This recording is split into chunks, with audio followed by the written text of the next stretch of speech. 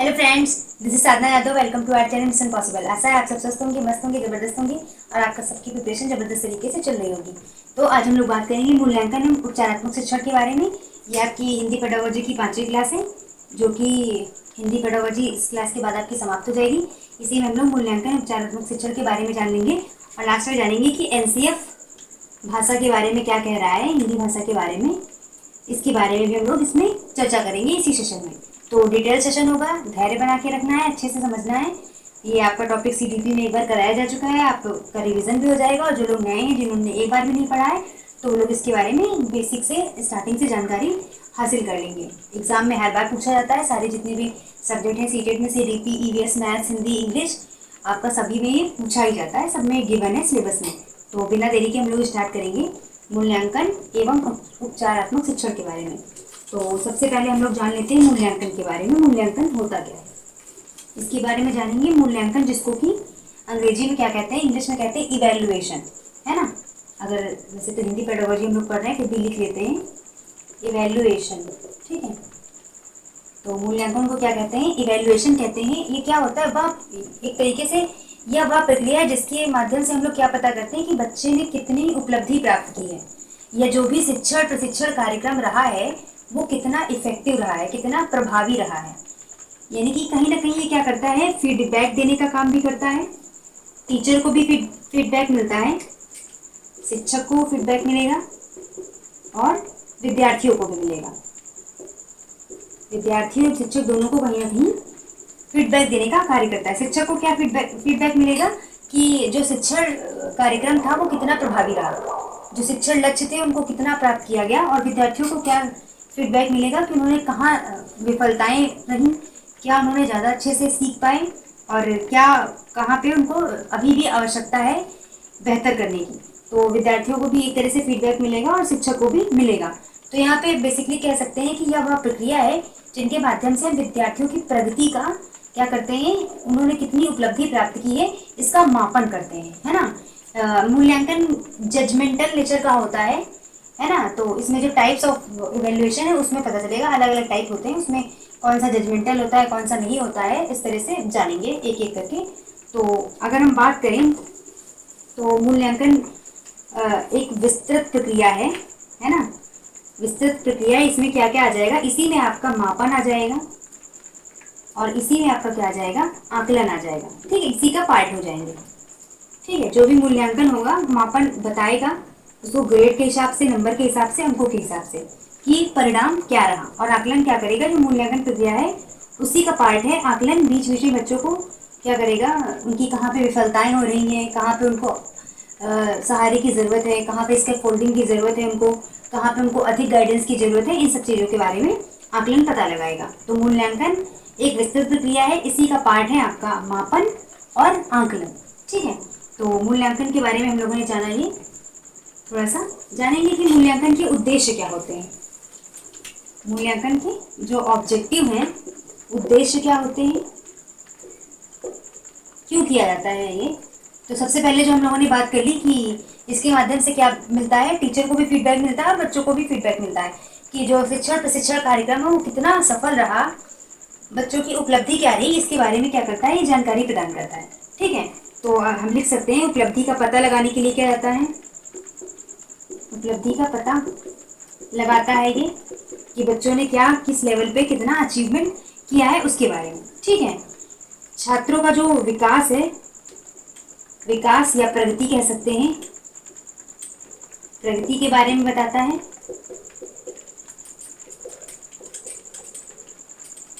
और ये क्या करता है, फीडबैक देता है, फीडबैक देता है किसको, टीचर्स को भी, शिक्षक एवं विद्यार्थियों दोनों को क्या देता है, दोनों को ही ये फीडबैक देता है, ठीक है। शिक्षक को किस लिए देगा कि अगर कोई कमी रह गई तो नेक्स्ट में क्या करे, वो अपने जो शिक्षण प्रशिक्षण के तरीके हैं उनमें सुधार करे और उनको बेहतर करे। और बच्चों को क्या देता है कि कहाँ पे उन्हें सीखने की जरूरत है, कहाँ पे कमी रह गई, क्या इस बार वो अचीव नहीं कर पाए, जो उन्हें अगली बार उनको उस चीज़ का लक्ष्य बनाना है जो नहीं अचीव कर पाए, ठीक है।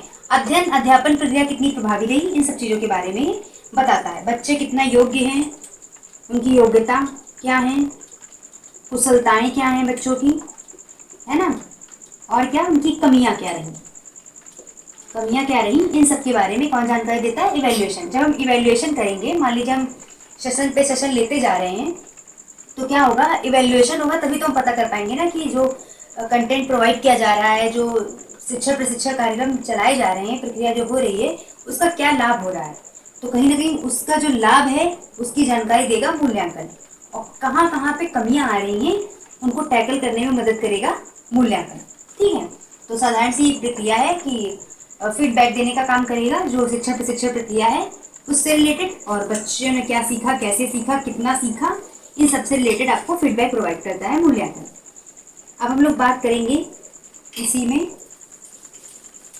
जो आपका मूल्यांकन होता है। वैसे तो आजकल ट्रेंड में जो चल रहा है 2009 से आया है आपका शिक्षा प्रणाली में हमारी सीसीई, है ना,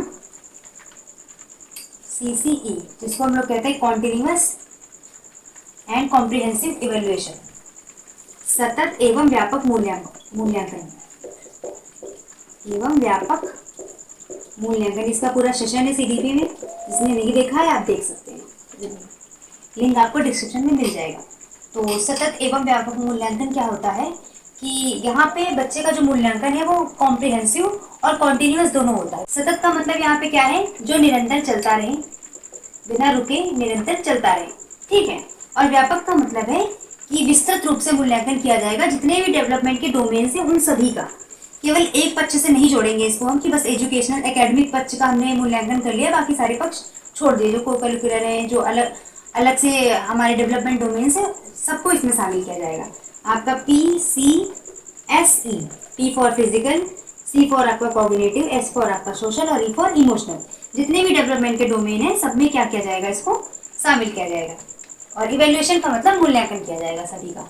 तो CC अगर हम बात करें तो ये 3 तरह से होता है, इसको 3 तरह से कह सकते हैं हम लोग। निदानात्मक मूल्यांकन, निदानात्मक मूल्यांकन जिसको डायग्नोस्टिक इवैल्यूएशन कहते हैं, डायग्नोस्टिक इवैल्यूएशन कहते हैं, ठीक है। और दूसरा आपका क्या हो जाएगा इसी में, रचनात्मक, रचनात्मक मतलब फॉर्मेटिव इवैल्यूएशन, है ना, रचनात्मक। तो आपका ये रचनात्मक मूल्यांकन हो गया, और ये आपका हो जाएगा योगात्मक मूल्यांकन, जिसको की कहते हैं समेटिव इवैल्यूएशन, ठीक है। ये आपका फॉर्मेटिव हो गया, और ये समेटिव, और ये आपका डायग्नोस्टिक इवैल्यूएशन। निदानात्मक मूल्यांकन में क्या होगा कि हम निदान करेंगे, निदान का मतलब होता है पहचान करना, ठीक है, डायग्नोसिस करना। जैसे कि डायग्नोसिस सेंटर होते हैं, वहाँ पे क्या होता है, आपको क्या बीमारी है उसकी आपकी रिपोर्ट तैयार की जाती है, उसकी जांच की जाती है, यानी कि पहचान करना। बेसिकली इनिशियल मतलब कि सबसे पहली स्टेज क्या है, पहचान करना, कि हम पहचान करेंगे कि बच्चे को कहाँ समस्या हो रही है इस बारे में।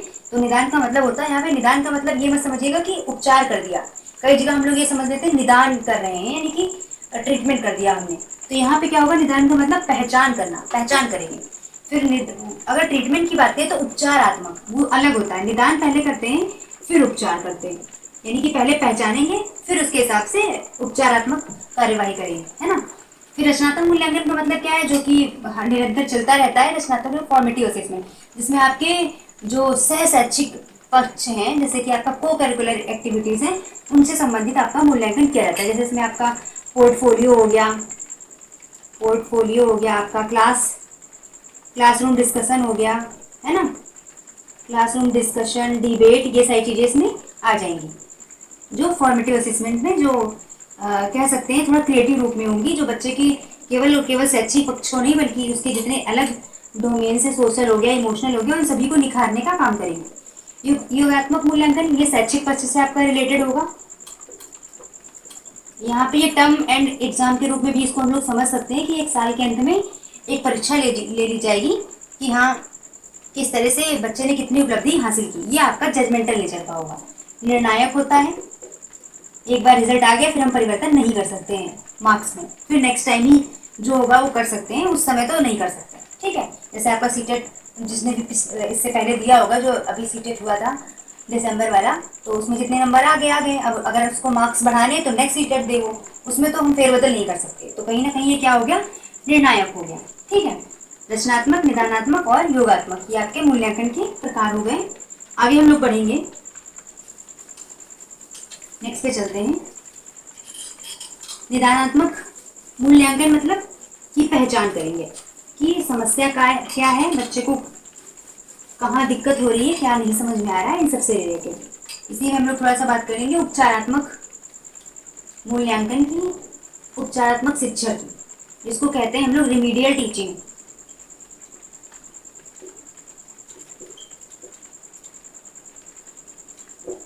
रिमीडियल टीचिंग यानी कि उपचारात्मक शिक्षण। कई बार निदानात्मक और उपचारात्मक में कंफ्यूजन हो जाती है, तो कंफ्यूज नहीं होना। निदान का मतलब होता है पहचान, ठीक है। निदान पहले होगा और उपचार बाद में होगा, ठीक है। तो यहाँ पे क्या होगा, उपचारात्मक शिक्षण में क्या होता है, जैसे समावेशी कक्षाएं होती हैं, इंक्लूसिव सेटअप होता है, तो वहाँ पे विभिन्न विभिन्न क्षमताओं वाले बच्चे होते हैं, सबका अपना अपना अंदाज होता है। तो कुछ बच्चे क्लास में एक ही बार में चीज़ नहीं समझ पाते, तो उनके लिए क्या होता है, अलग से क्लासेस होती हैं, रिसोर्स रूम होते हैं, उसमें उनको उपचारात्मक शिक्षण दिया जाता है। उनको जहाँ पे भी समस्या आ रही है उसका पहले निदान किया जाता है, यानी कि पहचान की जाती है कि ये विषय समझने में इनको यहाँ पे समस्या हुई है, उसका निदान किया जाता है और फिर उनको उपचारात्मक शिक्षण प्रदान किया जाता है उससे संबंधित। तो उपचारात्मक शिक्षण का मतलब यही है कि जो बच्चे को जहाँ पे समस्या हो रही है उससे संबंधित उपचार करना, उससे संबंधित उसको टीचिंग प्रोवाइड करना, इसी को कहते हैं हम लोग रिमीडियल टीचिंग, ठीक है। तो ये रिमीडियल टीचिंग की बात हो गई। आगे हम लोग बढ़ते हैं, तो चलिए आगे हम लोग जान लेंगे जो CCE है आपका, यानी कि कॉन्टिन्यूअस एंड कॉम्प्रिहेंसिव इवेल्युएशन, इसका महत्व क्या है। महत्व क्या है, पहली बात तो ये शैक्षिक और गैर शैक्षिक दोनों पक्षों का मूल्यांकन करता है, शैक्षिक व गैर शैक्षिक दोनों का मूल्यांकन करता है। ऐसा नहीं कि केवल शिक्षा के क्षेत्र में आप अग्रणी हैं तो बस आपका बाकी आपके अंदर क्या स्किल्स हैं, क्या कौशल है, उसका कोई मार्क नहीं है। ये यहाँ पे शैक्षिक और गैर शैक्षिक दोनों क्षेत्रों के जो आपके कौशल है उनका मूल्यांकन करेगा, ठीक है। और ये सर्वांगीण विकास की बात करेगा, सर्वांगीण विकास, जिसको हम लोग कहते हैं ऑलराउंड डेवलपमेंट या होलिस्टिक डेवलपमेंट, यानी कि जितने भी, जब सारे डोमेन्स की ये बात ही कर रहा है आपके PCSE, physical, cognitive, social, emotional, इन सब की जब बात ही कर रहा है तो इसका मतलब क्या है कि आपके सर्वांगीण विकास की बात कर रहा है, ठीक है। जितने भी डेवलपमेंट डोमेन्स हैं उन सब की बात करेगा। कॉम्प्रिहेंसिव का मतलब ही यहाँ पे हो गया कि शैक्षिक और गैर शैक्षिक दोनों पक्षों की बात करेगा व्यापक रूप से, ठीक है। और क्या कर सकता है आपका, ये आपका मतलब कि आपको रचनात्मक बनाएगा, क्रिएटिव बनाएगा, ठीक है। रचनात्मकता का विकास करेगा। अब क्लास क्या होता है स्कूल में, जो को करिकुलर एक्टिविटीज़ हैं उनको भी बहुत महत्व दिया जाने लगा। आए दिन कहीं कुछ भी बस फेस्टिवल ढूंढने मिल जाए कि आज ये जयंती है, ये डे है, बस शुरू हो जाते हैं बच्चे, चार्ट पेपर पेन, कॉलेज वाले स्कूल वाले सब कराना शुरू कर देते हैं। तो ये कहीं ना कहीं रचनात्मकता का विकास करेगा बच्चों में। तो क्या, इसलिए इसका बहुत महत्व है क्योंकि ये बच्चे को होलिस्टिक डेवलपमेंट करेगा, कि ऐसा नहीं है कि बस बच्चे को हमने एकेडमिक पक्ष में देख लिया कि वो ठीक है या नहीं ठीक है, उसी के हिसाब से हमने उसको जजमेंट दे दिया। यहाँ पे बच्चे के जितने भी डेवलपमेंट डोमेन्स हैं उन सभी का प्रॉपर विकास किया जाएगा, यानी कि उन सभी से रिलेटेड एक्टिविटीज़ होंगी, उन सभी को महत्व दिया जाएगा और बच्चे के होलिस्टिक यानी कि सर्वांगीण विकास की बात होगी CCE में, इसीलिए इसको महत्व दिया गया है इस मूल्यांकन को। तो ये हम लोगों ने CCE की बात कर ली, इसका महत्व क्या है। आगे हम लोग जानेंगे जो CCE की टेक्निक्स हैं मूल्यांकन करने की, वो क्या है ना। CCE की जो टेक्निक्स हैं, CCE की तकनीकी क्या है, मूल्यांकन करने के लिए कुछ तकनीकी होती हैं, तो CCE की तकनीकी क्या है इसके बारे में हम लोग जानकारी प्राप्त करेंगे। तो इसमें अगर हम रचनात्मकता की बात करें तो क्या हो जाएगा, इसमें साक्षात्कार हो सकते हैं, है ना, यानी कि इंटरव्यू मोड हो सकता है, निरीक्षण होगा, ऑब्जर्वेशन, बच्चों का टीचर निरंतर जब चलता रहेगा कॉन्टिन्यूअस रूप में, तो यहाँ पे क्या होगा, टीचर बच्चों को ऑब्जर्वेशन करेगी उनको बिना बताए, है ना। वो कुछ भी एक्टिविटी कर रहे हैं स्कूल के अंदर, विद्यालय के अंदर, तो उनका मूल्यांकन हो रहा है, उनका चलने का स्टाइल, बैठने का स्टाइल, बात करने का स्टाइल, हर चीज़ पे फोकस किया जा रहा है, उनका ओवरऑल पर्सनालिटी डेवलपमेंट भी हो रहा है। तो निरीक्षण के माध्यम से, इसको हम लोग ऑब्जर्वेशन कहते हैं, पोर्टफोलियो बनाए जाते हैं, है ना। उसमें बच्चों की कमियां हैं, या जो उपलब्धियां हैं उन सबका ब्यौरा आपको दिया रहता है। आप एक पोर्टफोलियो देख के एक बच्चे के बारे में जानकारी प्राप्त कर सकते हैं, जो उसका आप शैक्षिक पक्ष है, गैर शैक्षिक पक्ष है, दोनों के बारे में। ठीक है। और चेकलिस्ट यूज की जाती हैं। चेकलिस्ट के माध्यम से देखा जाता है बच्चे की एबिलिटी क्या है, योग्यता क्या है, किस स्तर का कार्य वो कर पा रहा है। और परीक्षण, परीक्षण का मतलब यहाँ पे दोनों ही इंक्लूडेड है, यहाँ पे फॉर्मेटिव और समेटिव दोनों ही। ठीक है, फॉर्मेटिव भी है और ये समेटिव भी है। समेटिव मीन्स जो टर्म एंड एग्जाम होगा वो तो देंगे ही, अंत में जजमेंट तो करना ही करना है। तो टर्म एंड एग्जाम भी होंगे लास्ट में, इन सबको कराते कराते हम यहाँ तक पहुँचेंगे। ठीक है, तो ये सीसी की कुछ टेक्निक थी। तो अब जो मूल्यांकन सिस्टम होगा, प्रश्नों के प्रकार होंगे, वो किस तरह के हो सकते हैं सीसी के, है ना, इसके बारे में जान लेंगे। तो इसमें आपका ऑब्जेक्टिव हो सकते हैं, क्योंकि हमें सभी बच्चों को महत्व देना है। ऐसा नहीं है, पहले हम लोग क्या करते थे, बस एक पेन पेपर टेस्ट लेते थे। कोई बच्चा लिखने में समस्या है, चाहे उसको डिसलेक्सिया हो, डिस्ग्राफिया हो, या फाइन मोटर से रिलेटेड कोई समस्या है, हमें उसकी समस्या से मतलब नहीं है। पेन पेपर टेस्ट होता है, आप दे सकते हैं तो ठीक है, नहीं दे सकते तो आप फेल है ना। तो इस तरह से नहीं, ऑब्जेक्टिव टेस्ट हो सकते हैं जिन बच्चों को लिखने में समस्या है उनके लिए, है ना। प्रश्न उत्तर विधि जो कि पुरानी है, या रिटर्न पेन पेपर टेस्ट, सब कुछ यहाँ पे सबकी सुविधा उपलब्ध रहेगी, है ना। ओरल भी हो सकता है, ओरल टेस्ट, जिन बच्चों को लिखने में समस्या है उनके लिए ओरल टेस्ट भी हो सकते हैं, ऑब्जेक्टिव टेस्ट भी हो सकते हैं, है ना। तो जैसे जैसे बच्चे की एबिलिटी होगी उस हिसाब से हम उसको प्रोवाइड करेंगे संसाधन, उसको एक्सप्रेस करने का उस तरह से मौका प्रदान करेंगे। ठीक है, तो अब हम थोड़ा सा बात कर लेंगे जिससे हर बार प्रश्न पूछा जाता है कि जो एक मानक परीक्षण होता है, एक अच्छा परीक्षण होता है, उसकी विशेषताएं क्या क्या होती हैं। जो मानक परीक्षण होता है, मानक परीक्षण, उसकी विशेषताएं क्या हैं, इसकी विशेषताएं क्या हैं। ठीक है, इसके बारे में हम लोग बात करेंगे, यानी कि जो एक अच्छा परीक्षण होता है उसकी क्या क्या विशेषताएं हो सकती हैं, उसके बारे में बात करेंगे। तो क्या होना चाहिए, वो वैध होना चाहिए, यानी कि लीगल होना चाहिए, वैध। ठीक है, विश्वसनीय होना चाहिए, विश्वास प्राप्त हो उसे, विश्वसनीय होना चाहिए, ये विश्वसनीय लिखा है। ठीक है, यानी कि ट्रस्टेबल हो सकता है, वर्दीफुल हो सकता है, योग्य होना चाहिए, विश्वसनीय होना चाहिए। और वास्तुनिष्ठ होगा, वस्तुनिष्ठता होगी उसमें। ठीक है, और क्या होगा, व्यवहारिकता होगी। ठीक है, मानकता होगी आपकी, यानी कि स्टैंडर्डाइज होगा, और व्यवहारिकता, इसमें से आपको क्या करेगा, वैध है, विश्वसनीय है, वस्तुनिष्ठता है, मानकता है और व्यवहारिकता, इसमें से किसी आपको एक को दे सकता है और बाकी अलग का ऑप्शन दे देगा और पूछेगा जो मानक परीक्षण है उसकी विशेषताएं क्या हैं, इसके बारे में पूछ लेगा। ठीक है, या फिर इनमें से चारों दे देगा, ऑप्शन अलग अलग देगा और कहेगा इनमें से कौन सा मानक परीक्षण का गुण है।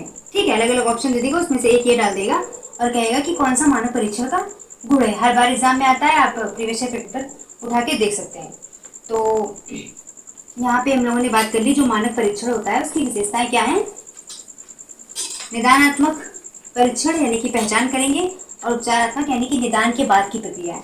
निदान का मतलब होता है यहाँ पे पहचान। कई बार हम लोग इसका मतलब ही ट्रीटमेंट समझ लेते हैं कि निदान हो गया, है ना, शब्द ऐसा है, पर इसका मतलब होता है पहचान करना।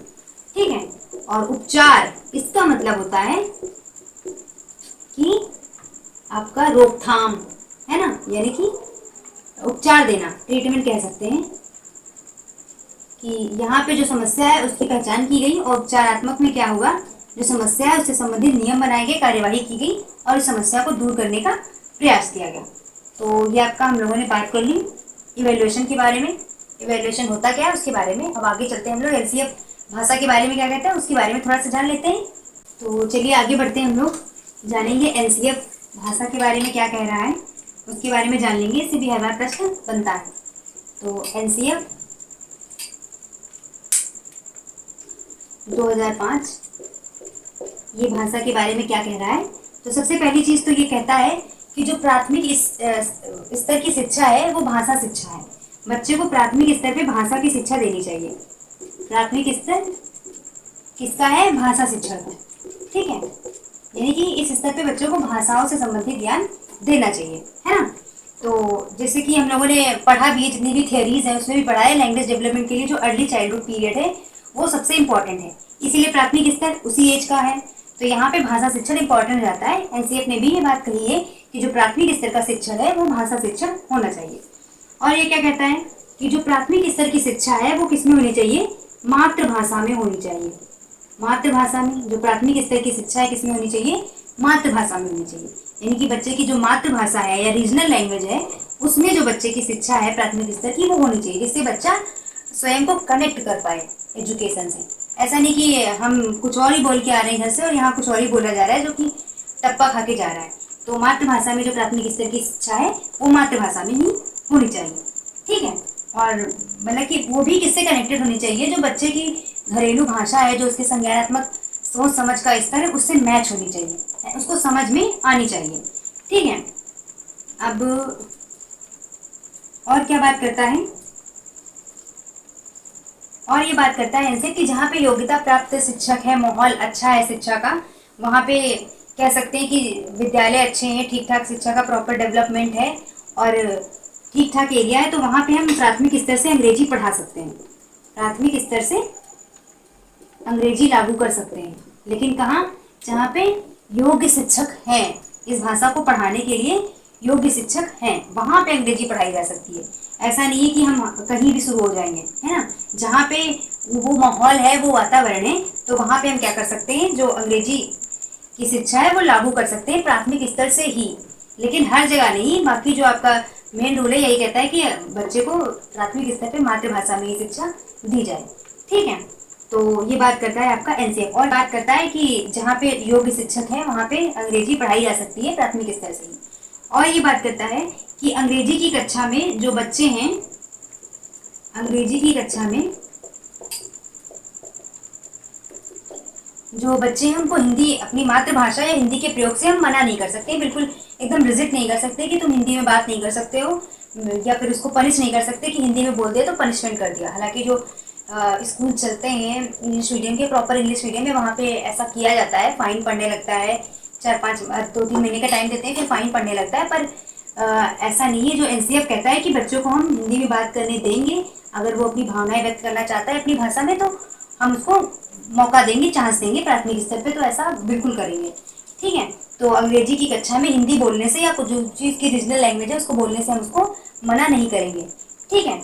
और जो भी घर आस पड़ोस की लैंग्वेज है बच्चे की, उसके बीच और कॉलेज की, स्कूल की, जो कॉलेज की क्या प्राथमिक स्तर पे स्कूल होते हैं, है ना, तो जो इस स्कूल की भाषा है और जो आस पड़ोस की बच्चे की रीजनल भाषा, उन दोनों के बीच हम जो फासला है उसको कम करने का प्रयास करेंगे कि बच्चे को स्कूल में स्वीकार्यता मिले, उसको लगे कि हाँ अपने जैसा माहौल है कुछ, तो वो क्या करे, इंटरेस्ट ले पाए लर्निंग में, सीख पाए उसको अच्छे से। तो एनसीएफ जो 2-4 बातें कहता है लैंग्वेज के बारे में यही है कि आपका मातृभाषा में शिक्षण हो प्राथमिक स्तर पे। प्राथमिक जो स्तर होता है ये भाषा शिक्षण के लिए ही होता है ना, क्योंकि ये एज ही होती है जिसमें लैंग्वेज डेवलपमेंट बहुत तेजी से होता है। और क्या बात करता है कि प्राथमिक स्तर पे अगर कोई ऐसी जगह है जहाँ का वातावरण ठीक है, वहाँ के शिक्षक योग्य हैं, तो वहाँ पे अंग्रेजी पढ़ाई जा सकती है। लेकिन शर्त मतलब कि ये भी है कि अगर बच्चे अंग्रेजी की कक्षा में अपनी मातृभाषा या हिंदी का यूज़ कर सकते हैं, ठीक है। ऐसा कोई रिजिट नहीं रहेगा कि बस इंग्लिश पढ़ाई जा रही है तो इंग्लिश ही पढ़ाई जाएगी, जो उसकी मातृभाषा है, रीजनल लैंग्वेज है, उसका भी प्रयोग किया जाएगा। और क्या कहता है कि जो आस पड़ोस की लैंग्वेज है, जो बच्चे की लैंग्वेज है, उसको और स्कूल की लैंग्वेज के बीच में जो फासला है उसको कम करने का प्रयास किया जाए। यानी कि कहने का मतलब है कि प्राथमिक स्तर पर जो शिक्षा होगी वो एकदम डिफिकल्ट लैंग्वेज नहीं होनी चाहिए, वहाँ पे बच्चे की समझ के अनुरूप लैंग्वेज होनी चाहिए, भाषा होनी चाहिए, जिसको बच्चा वो अपनी समझ स्थापित कर सके, उसे ऐसा न लगे कि दूसरे प्लेनेट पे आ गए हैं, है ना। तो ये बात हुई एनसीएफ की, जो भाषा के बारे में कहता है। हम लोगों ने मूल्यांकन और एनसीएफ भाषा के बारे में क्या कहता है उसके बारे में हम लोगों ने जानकारी प्राप्त कर ली है। तो आपका जो हिंदी पेडागोजी था ये समाप्त हुआ है। नेक्स्ट हम लोग मैथ्स पेडागोजी स्टार्ट करेंगे या इंग्लिश पेडागोजी स्टार्ट करेंगे, आप कमेंट करके बता सकते हैं आपको क्या पढ़ना है, वरना फिर इंग्लिश स्टार्ट कर लेंगे। तो इंग्लिश स्टार्ट कर लेंगे तो सारे टॉपिक सेम ही हैं, बस इंग्लिश में पढ़ेंगे और कुछ नहीं है, बस इंग्लिश में पढ़ेंगे उनको। तो होपफुली आप सबको समझ में आया होगा। जुड़े रहिए मिशन पॉसिबल के साथ, करते रहिए अपनी preparation. All the very best, मिलते हैं नेक्स्ट सेशन में। This was Sadhana.